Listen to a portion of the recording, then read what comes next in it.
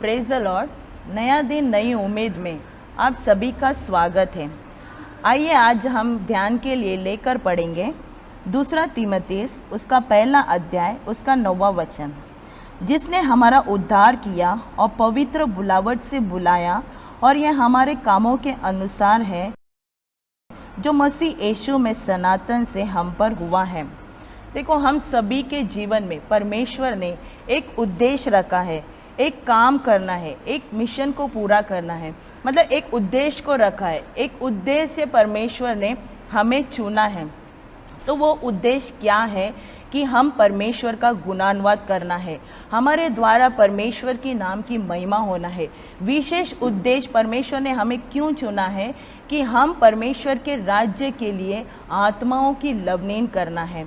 हम देखते हैं इस संसार में अनेक लोग पापों में फंसे हैं, तो उनके लिए हमें परमेश्वर ने चुना है कि हम उनके लिए प्रार्थना करना है। तो वो उद्देश्य को, वो चुने हुए जो परमेश्वर ने हमें बुलाया है, वो बुलाहट को हम जानकर हम परमेश्वर की महिमा करना है। अगर परमेश्वर ने हमें चुना नहीं होता, अगर परमेश्वर ने हमारा उद्धार नहीं किया होता, अगर परमेश्वर का उद्देश्य हमारे लिए नहीं होता, तो आज हम यहाँ पर नहीं होते। लेकिन परमेश्वर ने हमें चुना है, हमारे लिए एक उद्देश्य रखा है, इसलिए आज हम सभी लोग यहाँ पर हैं। तो हम पवित्र शास्त्र में देखते हैं मूसा के बारे में। जब फिरौन राजा जब राज्य कर रहा था, तो उन दिनों में कानून निकाला था कि जो पहला लड़का जन्म होता है उसे मार डालना है करके।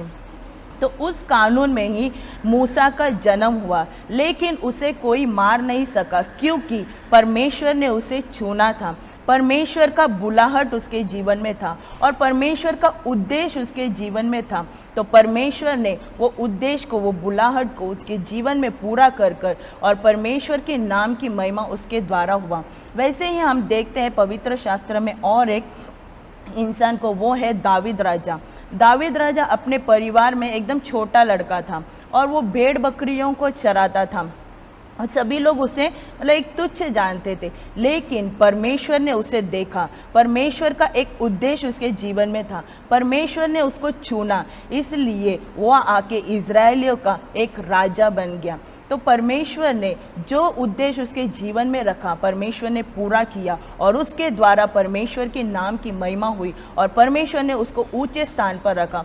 उसी तरह हम भी, जो हमें परमेश्वर ने बुलाया है, किस लिए बुलाया है, वो उद्देश्य को हम समझना है, वो जो बुलावट को हम समझना है और परमेश्वर की नाम की हम महिमा करना है, तो परमेश्वर हमें ऊंचा करेगा। आखिर में हम एक वचन को देखेंगे, इफिसियों का पुस्तक उसका पहला अध्याय उसका 11वां वचन। उसी में, जिसमें हम भी उसी की मनसा से, जो अपनी इच्छा के मन के अनुसार सब कुछ करता है, पहले से ठहराए जाकर मिराज बने। परमेश्वर इस वचन के अनुसार आप सभी को आशीष करें। आइए हम प्रार्थना करेंगे।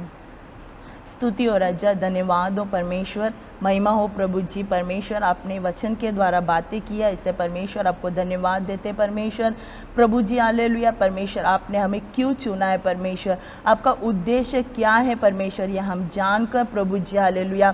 प्रभु जी, हालेलुया, हम ऐसे ही न रहते हुए परमेश्वर वो उद्देश्य को प्रभु जी हम पूरा करने के लिए परमेश्वर, इस संसार में प्रभु जी, हालेलुया, कितने लोग हैं परमेश्वर जो आपको नहीं जानते परमेश्वर, लेकिन प्रभु जी आपने हमें चुना है परमेश्वर, हालेलुया। ओ परमेश्वर, हालेलुया, बुलावट को परमेश्वर हम लोग पूरा करने के लिए परमेश्वर, हालेलुया, जो परमेश्वर आत्मा नष्ट हो रहे परमेश्वर, उनके लिए हम प्रार्थना करने के लिए परमेश्वर, हालेलुया। प्रभु जी, हालेलुया, परमेश्वर आपने हमें चुना है परमेश्वर, वो उद्देश्य को हम पूरा करने के लिए परमेश्वर, हालेलुया। प्रभु जी, द्वार में खड़े होकर परमेश्वर, हालेलुया, नाश होने वाले प्राणों के लिए परमेश्वर हम प्रार्थना करने के लिए परमेश्वर, हर एक को आप सहायता कीजिएगा परमेश्वर, हालेलुया। प्रभु जी, हालेलुया, परमेश्वर प्रभु जो परमेश्वर, हालेलुया, बुलावट परमेश्वर आपने हर एक को परमेश्वर, हालेलुया, चुना है परमेश्वर, वो चुनावट को परमेश्वर समझ कर परमेश्वर, हालेलुया, प्रभु जी आपके राज्य के लिए काम करने के लिए परमेश्वर हम सभी को आप सहायता कीजिएगा परमेश्वर, हालेलुया। प्रभु जी आपके नाम की केवल महिमा होने पाए परमेश्वर, सारा स्तुति महिमा आदर आप ही को देते। ये प्रार्थना यीशु मसीह के नाम से सुना कबूल कर पिता, आमीन।